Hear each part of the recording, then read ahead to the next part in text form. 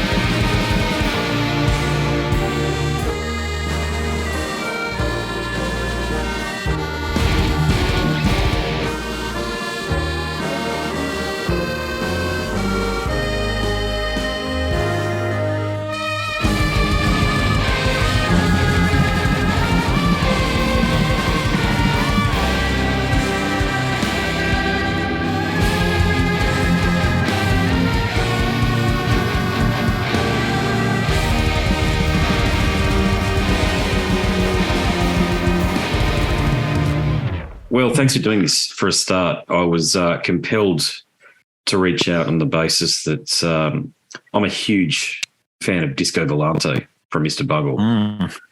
And Nice. when I heard the album, The Egg That Never Opened, I've got to say, part of me felt this is its sequel. Does that resonate? Yeah, It does. We're both really don't big hide. fans. Yeah, sorry. We don't hide that it's a huge influence on us. So it's not that we're trying to make a sequel. It's like we're trying to make something that's like in that world or in that, even just in that universe, because it's pretty different in a lot of ways. But I mean, all the sort of sci-fi and the broad arrangements and stuff. It's definitely in the top 3 for me of just sort of album experiences. But yeah, man. Yeah, look, it's more than that, of course. Okay, that was just the first reference point for people listening that I wanted to bring up, because to set the scene to the listener, there's such a rich tapestry of styles and techniques that you've woven together. So, is it a collaborative effort insofar as did all of the credited musicians, did they contribute, or is it really that both of your baby, so to speak? Well, let's see.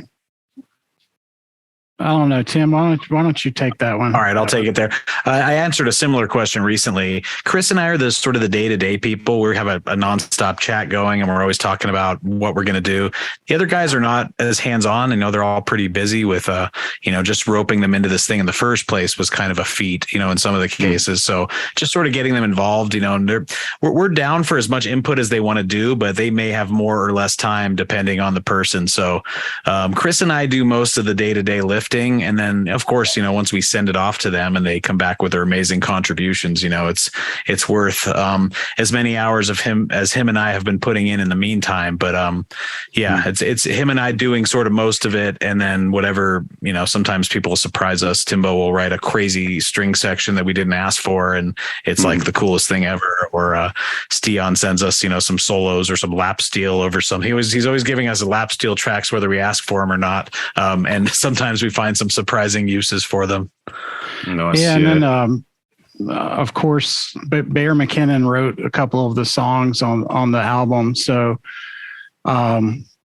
those, it's kind of different workflows per some of the songs, depending on like where they come from. With his songs, they kind of had a really good form to begin with and a good vision behind them. So, and in some ways, Tim and I were taking a different tact for those, and we were trying to take what's already there and, make it get from a demo to something bigger than the demo. I mean, with still a lot of creativity, but for the most part, many of the other tracks is a lot of Tim and I doing stuff all the time, and Dave Murray also had a big role in like imagining heavy metal parts. I think at least a couple of songs, Tim, you threw it to Dave and said, look, Dave, like make some crazy polyrhythmic stuff happen. And even on Mutual Hazard, Dave even wrote the guitar parts in MIDI and arranged those with his drum parts. So I took the MIDI part and sort of translated it to the real world is, the chords that he didn't know. Like every now and then the chords wouldn't be quite right, but so I think there's little pockets of collaboration, but it's all really well structured. And so that's what Tim was saying. So much of the day-to-day is me and him, because since it is remote and asynchronous, there's a hell of a lot of coordination that has to happen to get usable audio and organize the project files and arrange the songs and the charts and mixing. And so, a lot of those kind of things are Tim and I back and forth all the time. And of course we play our instruments and have our own songs that we want to do.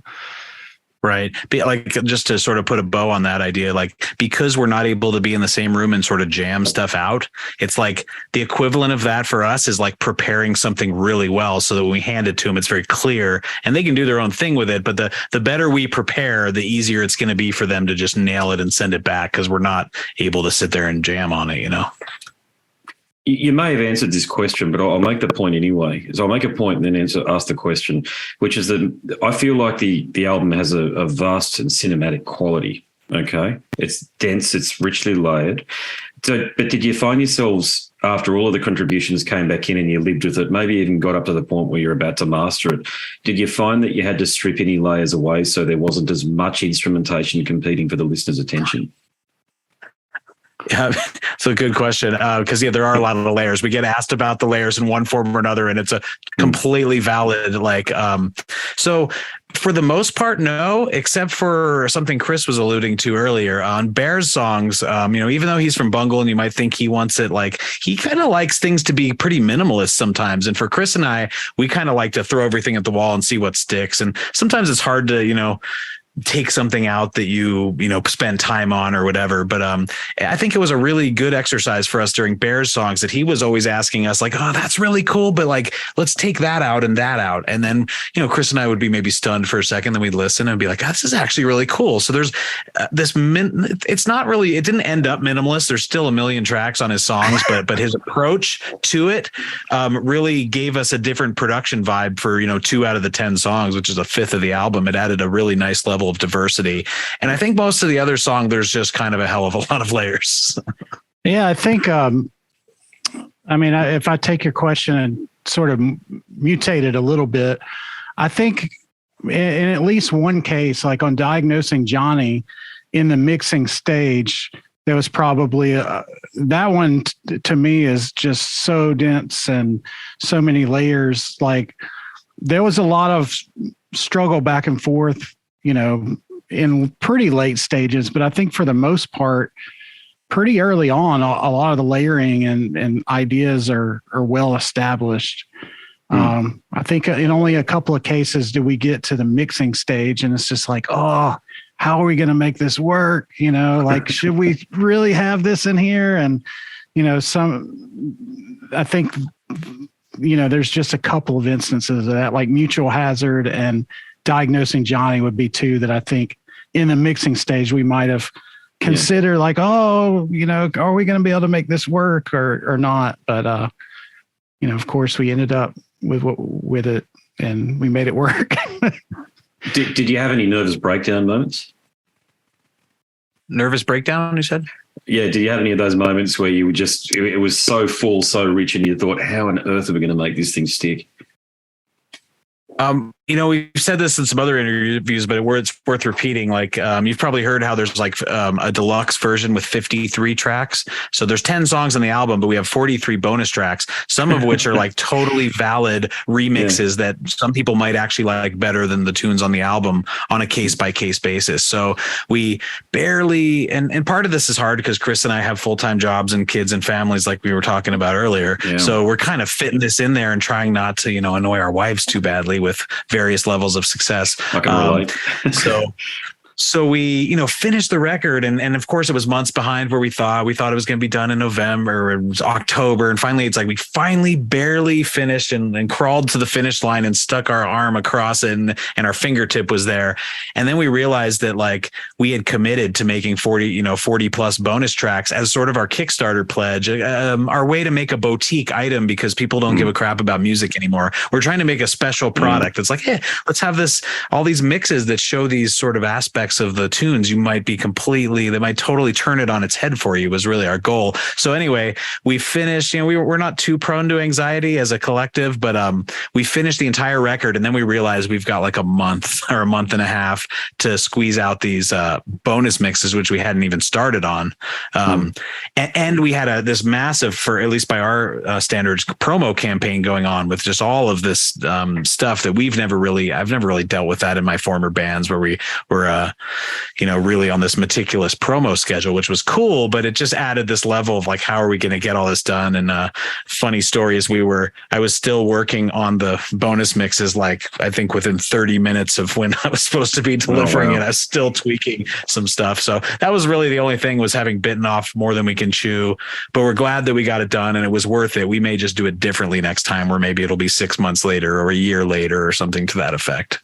Yeah, and I think our way of dealing with anxiety is different. Tim's Tim's like that dog in the meme where the house is on fire and he's able to drink the coffee. I mean, Tim's an ER nurse, like he deals with some heavy stuff and it doesn't, it just goes by.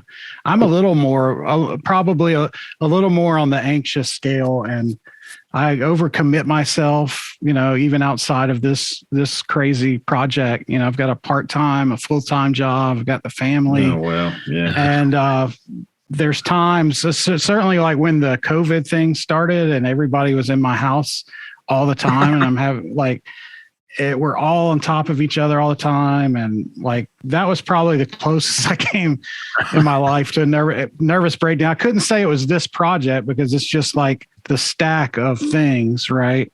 You're trying to deal with all of them. And for some reason, even though everybody's in the house all the time, they need us more because there's nothing else. There's no other kids to play with. Like, we're all stuck in the house.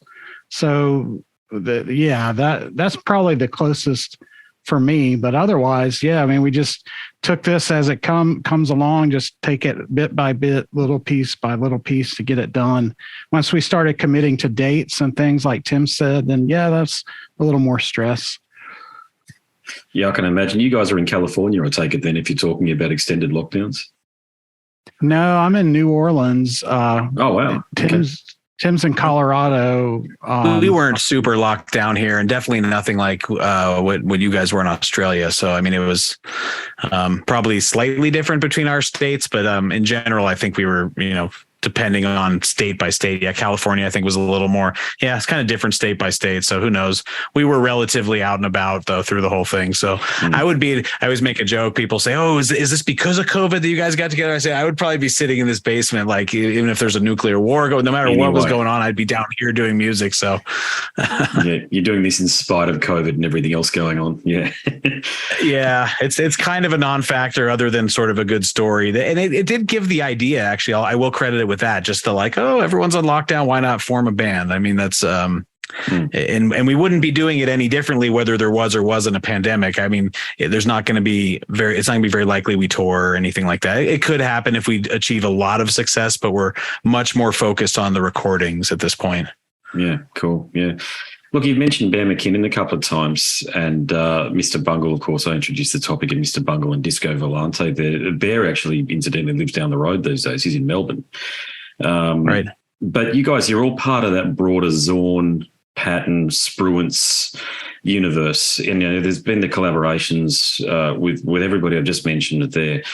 And, very much people like us who get into that sort of music, we really get into it, okay? It seems to occupy a lot of our mental headspace insofar as our enjoyment of music. So how did you guys all connect? Well, I mean, as far as that group, my former band, The Stratosphere, caught the attention of Trey. We were sort of, I would almost say, stalking him at one point. We'd go to every Bungle show. I'd give him tapes of my bands. Eventually, he liked it, which he had told me at one point, like, gosh, you should hear how many awful tapes we get, because they would get all this stuff where it was like someone trying to sound like Patton and do like metal funk. And like, it's like, that is not the point of what we're doing. So he was like, you guys were one of the few that liked it. It was really good. But eventually I said, hey, I got this great keyboard. It's actually still right here, this keyboard, this Kurzweil K2500. I said, you should borrow it. And I drove up from Santa Cruz to San Francisco. He had called me, or I called him. I said, hey, want to borrow it? And he happened to be writing the music for California in his big messy room in San Francisco at the time. So I just dropped it off. We hung out, maybe went out for some food, and I left it for a couple of weeks. And I came to pick it up, and he had sequenced None of Them Knew They Were Robots, Gollum. There might have been one or two other ones on there. But he actually used that, and he didn't have a DAW to sequence in the computer in those days. It was just before all that was really getting going. So anyway, he signed our band, A Stratosphere, to his small little label, Mimicry Records. We toured with Secret Chiefs. I've played some bass with Secret Chiefs before and recorded on a number of their records. So we were kind of in that scene already just from that. I got to know Bear when I toured with Secret Chiefs, and Bear was a keyboard player. And that was a long time ago, because Bear had moved to Australia and didn't play with them since then. So we are in that larger scene, and we're also kind of like a little bit of oddballs even within that scene. It was kind of like you mentioned Disco Volante, right? Like there's something special about, I love Zorn and all the stuff you mentioned, but to me, there's something different and special about that album than like all of the rest of it. So if you were to separate that record even from that sort of progressive or avant-garde universe, whatever, to me, there's this weird different level, which is kind of where my headspace is. And it's like not a carbon copy or anything, but it's definitely super referring to that world. Definitely. Chris, go for it. You're. Oh yeah, I think for me, like I was sort of a fan looking on the outside. Like my association with any of this for many years was just as a fan, just, you know, like Tim, when Disco Volante came out, like that, I had heard Mr. Bungle's first album, but I wasn't really into it. But when I heard that, it just like, it was like a lightning bolt, you know?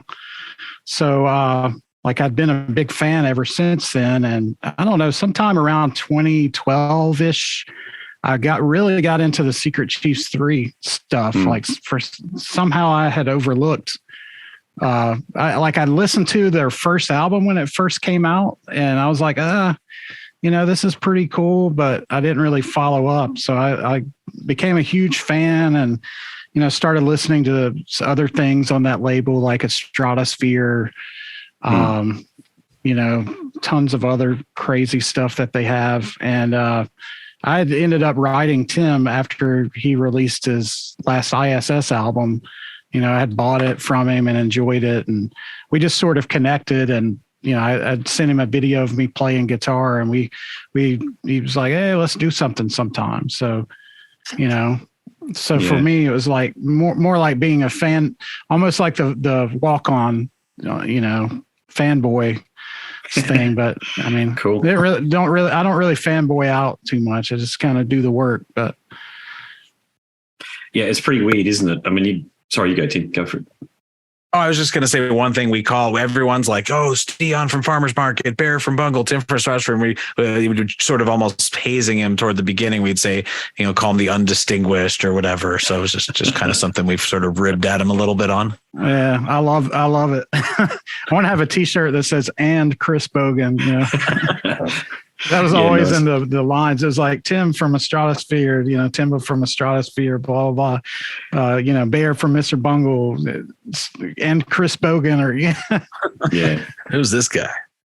Yeah. Well, look, the proof's in the pudding.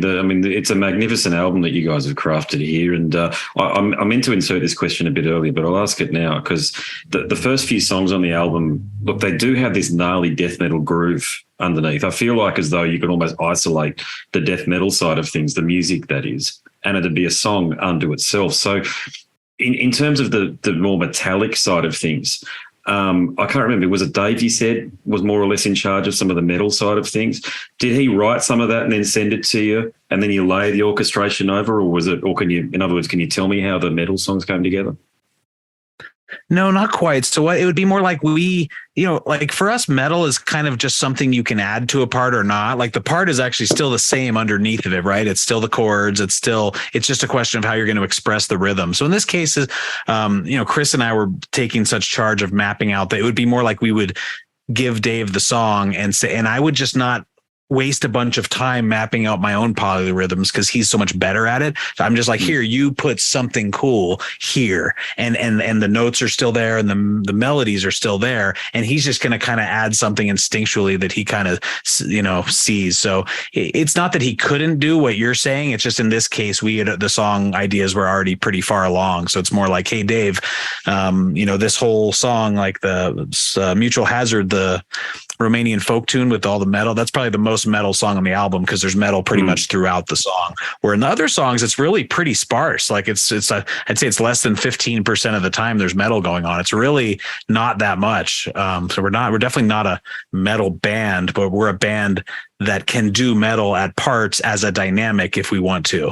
So it's really always just about it. And Dave used to call it like, I take this and I just add metal. That's like what he used to say back at a Stratosphere. Like I just add metal to it. And that's how we consider it. It doesn't change anything about the notes or the arrangement. It's just adding rhythms and then the riffs to it, basically. Yeah, and to that point there where, you know, less than 15% or thereabouts of the album is about metal, I feel like, I know I've had it for about a month or so and I've listened to it many times, and I feel like as though the highlight on the album is Diagnosing Johnny, because it's just straight up fucked up Brian Wilson. Awesome. Yeah. I don't know. What do you think on that one, Chris? I would say paid you a great compliment. That song is Tim's baby of the album. Yeah, killer. I think every single note. Tim, I can't think of a single note on there I think I did all the notes. You did. Even the guitar parts, like he had played a demo guitar part, and usually the way it goes, if Tim originates a song, he'll demo a guitar part, and I kind of have loose instructions like, here's the vibe I want. You can change around or whatever. Sometimes I'll change it, but I didn't change a single note of that whole thing. What's cool about that tune is, I don't know, in the past, like with the Stratosphere, I had to separate some of my loves. Like we're doing all this prog music with the Stratosphere, but I have this big Beach Boys thing that everybody knows. And I have kept them separated. Like I have projects just related to the doo-wop and Beach Boys, but I have had a hard time sort of really integrating it. I've tried a couple times with the Stratosphere with varying degrees of success, where sometimes I look back and like, it wasn't quite the right thing. And other things are, that's pretty cool.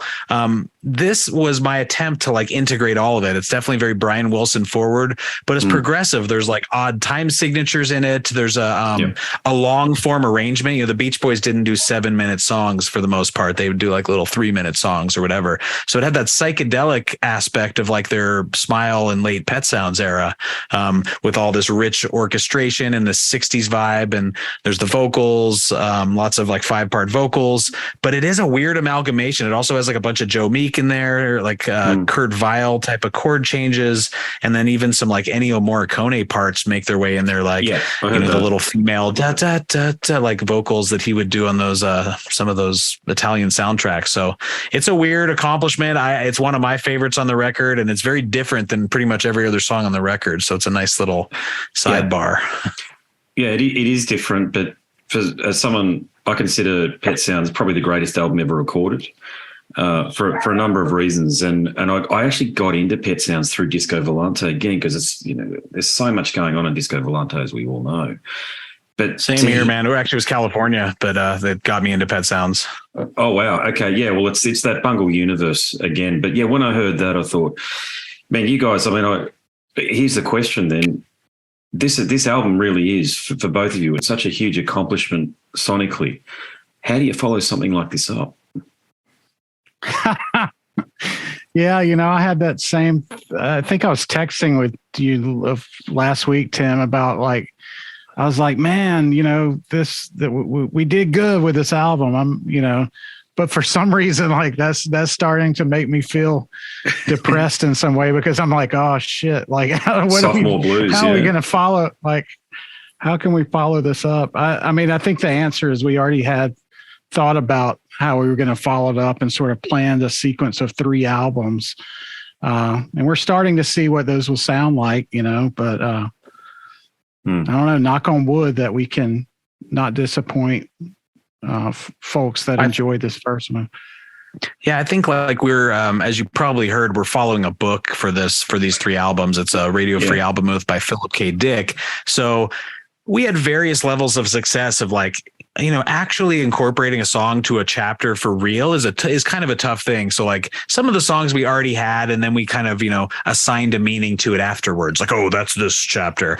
But now we're really trying to build from the ground up of like, what's this chapter about? What does that mean as far as which instruments, which instruments represent which characters? And then when the scene changes within the chapter, it's like we actually have it sort of mapped out. So maybe that'll end up sounding too literal, but so far on the initial sort of demos I'm making right now, it's sounding pretty cool. Like it's actually more cinematic because you really feel it following. Like the author ends up, I'll just give one little bit away. The author winds up in this really bad situation with this like FBI agent type of person who's investigating him, and he sort of accidentally sleeps with her. But anyway, we going into this like massive like 70s sort of Ethiopian funk thing to like map out what's going on in the bedroom there. And it turns all apocalyptic because he's realizing the mistake he made, and she has him in this trap now that he's never going to be able to get out of. And so it's just like apocalyptic porn music, that's going on for a little bit there. And so we're really just trying to follow what the book's giving us and not really questioning it too much. And so far, I think it's very promising to be like a perfect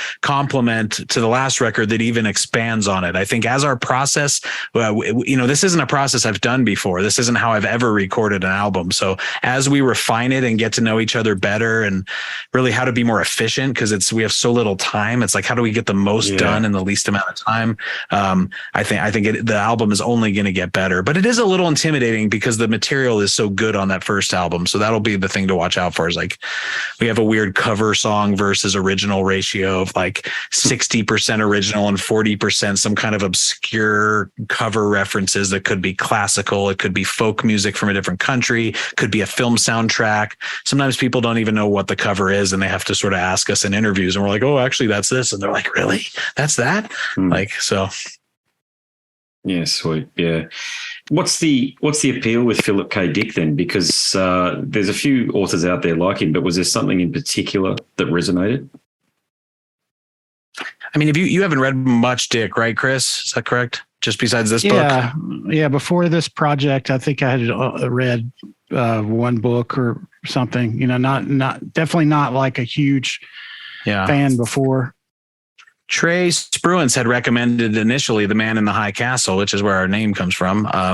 He writes these short books. He's kind of the Mr. Bungle of sci-fi. Like, he's kind of a philosopher disguised as a sci-fi writer. He's always just describing what humans would do in these really horrendous sort of dystopian situations. So it's really more about that. And he's always referencing this like ancient religious stuff. Like, he has this really weird way of making it very Mr. Bungle-esque, for lack of a better word, for sci-fi. So it was sort of arbitrary. I'd always heard about this book and I'm like, hey, let's do that book. And so we both ordered it and read it. And there wasn't like it even like blew us. So it's not the best book he ever read. It adapts itself very well to music for some reason. There's like a record company in the book. Like, the author like joins a record company to try to subvert like the CIA type of people and like hide subliminal messages in the record. It just kind of makes sense that we can totally sort of riff off of all of those things happening in it. So it made sense. It probably makes for a better music or recording than it does for a book, because he discarded it and wrote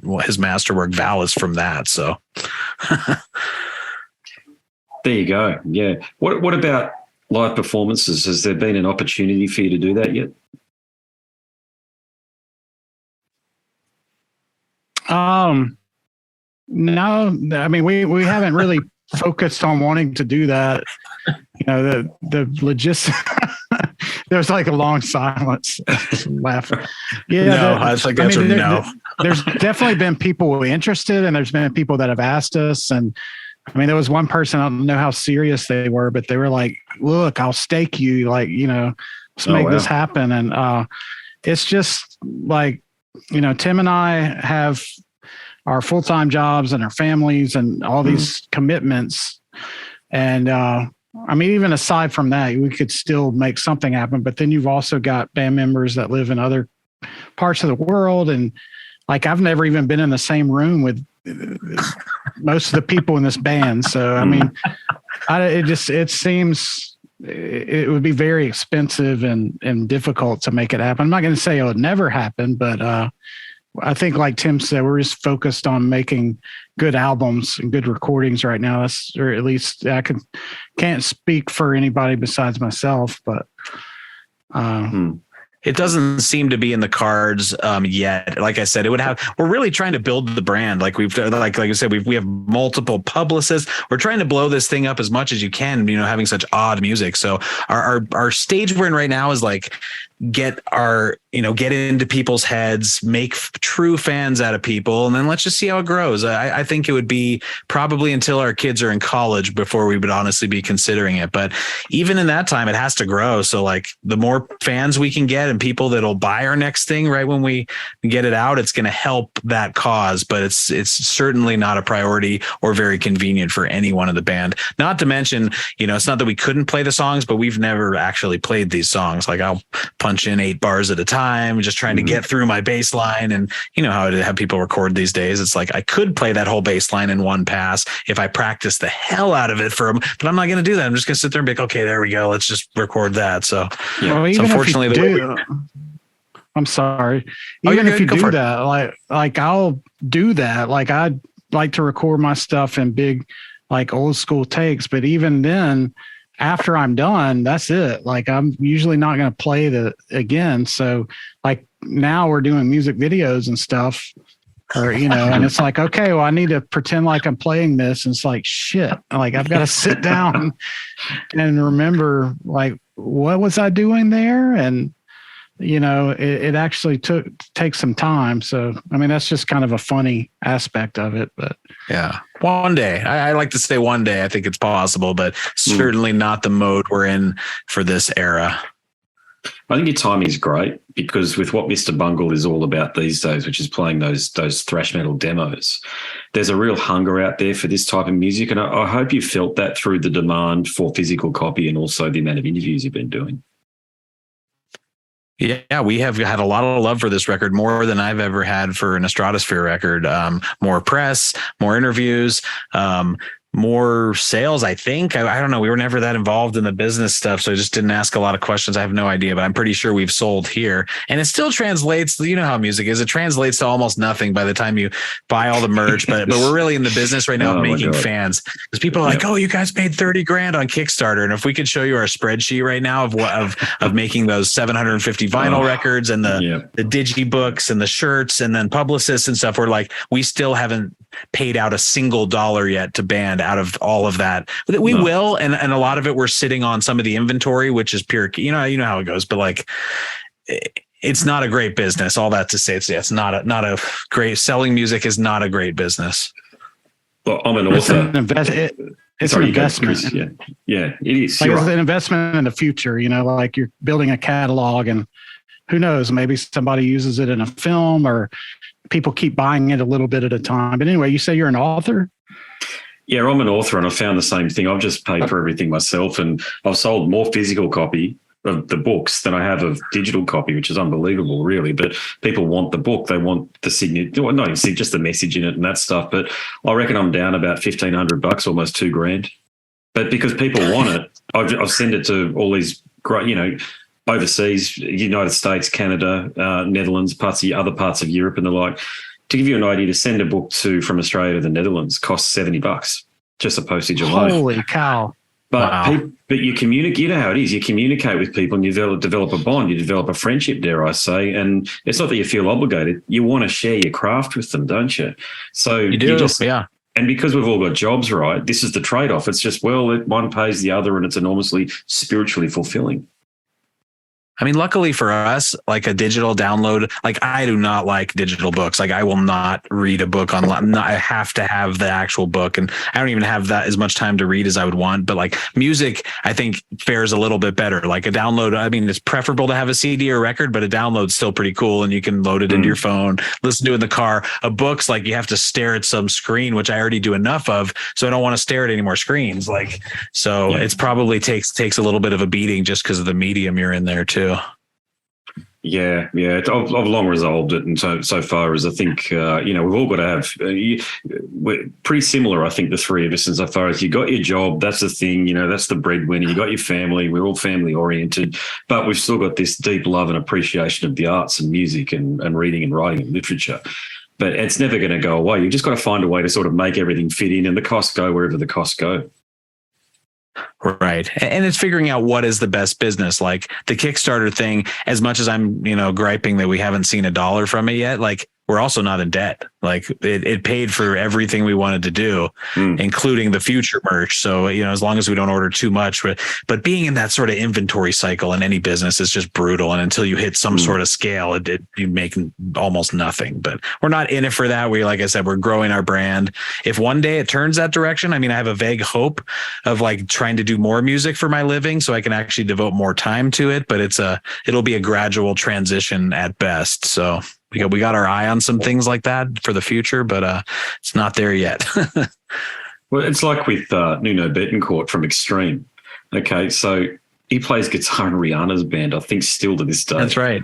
It's crazy. I mean, Wow. you just kind of, it's so weird. I remember watching this somehow. I think I was in an airport or something like that. I saw that, man. I saw that. Yeah, the Oprah video, Oprah show was on, and then Rihanna's playing, and then is that Nuno? What's he doing up there? Playing his power chords. Man, it was funny because Extreme, it was never really cool like back in the Guns N' Roses day, but I remember I bought one of the I don't really like shredder guitar players. I really don't like the sweep guys, but there was something different about him. He has this way of making it kind of more tasteful, I think, than some of the sweeping shredders. I actually kind of like that guy. So, man, if you play with Rihanna, more power to you. It's a good gig. It pays for the bills, and he can probably do whatever he wants in the off time. Yes, really talented guy. Yeah, I mean, the point there is you just got to do what you got to do, right, to pay the bills. And if that means playing power chords in Rihanna's band or just a few jazz chords every once in a while alongside. Like a solo here or there, I think was what it is, really. Yeah. Yeah, it was so weird to sort of see it. It was like we'd entered into a parallel dimension. The guitarist and Extremes in Rihanna's band. Okay, fair enough. But I don't think I had heard a peep out of that guy for 15, like whatever was the last thing I knew about them was that album, the Green album. Three sides to every story. Yeah. Same. Which I had and I actually liked at the time, but I never heard a word from him past that record. I mean, there was the whole like singer joining Van Halen thing, which is like the worst thing that's ever happened. But geez. bad for Gary Cherone, that's for sure. Yeah, I mean, it was not a good time. Nice guy, wasn't a good fit for. No, indeed, yeah. Lads, I'll wrap things up. Thanks so much for your time. Before I let you go, just in terms of where you can direct people listening, and I'll put it up on YouTube too, so watching, where you can direct them to purchase merch and just get behind you guys and support you guys, where can they do that?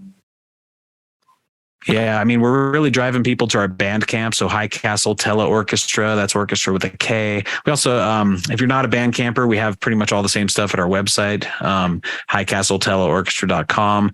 You can get download, you can get vinyl, CDs, shirts, mailing list there. We have a YouTube channel. It's just Tim Smolens. I think that one is Facebook page. Follow us, all those anywhere you follow something, we're probably on it. Instagram, or even on TikTok, embarrassingly enough, because it's where people, I guess, 13-year-old girl who might be interested in Omaha, Nebraska. I don't know, but or anything you're on, find us on there and follow us. We actually release some pretty cool content pretty regularly, so it keeps our fan base engaged. But yeah, just more than anything, pick up the record and check it out and show some friends. Indeed. Well, congratulations, guys, on what you're doing here. I love it. Long may you continue to write killer music like this. I look forward to the follow-up. I'm going to keep on enjoying this one here. Don't worry about that. But I do look forward to what you guys do in the future, and I really appreciate your time. Thank you. Thanks a lot for having us. This was a blast. Thanks so much, guys. All right. All the best with everything. Alrighty. What a great chat that one there was with Tim Smolens and Chris Bogen from High Castle Teleorkestra. Thanks very much again, gentlemen. You can get a bunch of their stuff over at Bandcamp.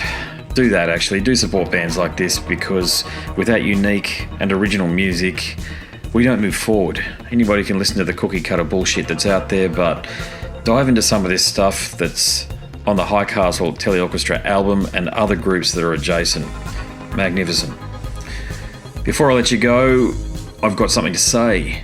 I've got a book. It's out right now. Go across to scarsandguitars.com, click on the link and the banner, and you'll be taken to a marketplace. Select one of your choice. Select a marketplace of your choice from the link, and away you go. Download a sample, and if you do complete the purchase, if you do want to read the entire thing, hit me up, because I want to thank you personally. On that note, I've got something more to say about the book. But before I let you go, my name's Andrew Mackay-Smith, and I'm the host of the Scars and Guitars podcast series. Until next time, it is a very goodbye for now. This is Eric Rattan of Cannibal Corpse. You are listening to the Scars and Guitars podcast with Andrew Mackay-Smith. I've been the host of the Scars and Guitars podcast since 2017. The first musician I interviewed for the show was David Vincent from Morbid Angel, and things have just snowballed from there. In all, I've posted almost 650 podcast episodes featuring conversations with many of the leading lights of rock, heavy metal, and beyond. It just got to a point where I thought, I need to write a book about all this, so that's exactly what I did. In Scars and Guitars Volume 1, you'll read a heap of deep reveals and commentary, such as Des Fafara talking about Coal Chamber and why the band will never return. You know, if you're a band just starting out, you need to hear me. Do not start a band with partners. Ever. Yeah, wise words there. Sage advice, mate, for anybody. Don't ever, because I can't go do Coal Chamber right now unless I get others involved. Phil Anselmo talks about the episode in his career which gives him the greatest sense of accomplishment. I think the staying power of the fans and the staying power of the songs, you know, whether it's Pantera, Down, or Superjoint, the fans remember the songs. Alex Skolnick from Testament confirms that, yes, playing the guitar in Ozzy's band is anything but an ordinary gig. Will Silenos from Dimmu Borgir write a book? Pa from Sabaton gives advice to people who want to start a band. Look at the team around you, look at the bandmates. If the guys want to be on the stage, then it's all cool. If the guys want to be backstage, then it's not going to be cool. Current and former members of Cradle of Filth discuss the band's seminal 90s material. Read about the reaction to George Lynch and Mark from Suicide Silence's comments when they throw shade at then President Donald Trump. We have this idiotic monster, you know, this egotistical, self-aggrandizing, complete piece of shit in there. I just can't understand how we've gotten to this place. And yeah, we kicked a hornet's nest with Sepultura. Percussive overlord Gene Hoglan talks about recording with Chuck Schuldiner. Chuck was always, he was very open-minded, and he was into having his musicians that were playing with him just reach out for the best stuff that they had. Phil Campbell from Motorhead discusses what it takes to get sober. John Five answers his critics who dismiss his tenure with Marilyn Manson. You know, my name is John Five, and Manson gave me that name, and I had some of the best years of my life in that band and learned a lot. And we get the lowdown on Treyarch Zagtoth from those who would know, including his mother. All across Scars and Guitars Volume 1, there are moments of tension, relief, tragedy, exhilaration, and throughout it all, you'll obtain insight that I believe no one else has managed to obtain from many of your favourite artists. So treat yourself. Scars and Guitars Volume 1 is currently available as an ebook with a print edition on the horizon. Follow the links attached and download a sample. I'm sure you'll be compelled to read the whole book.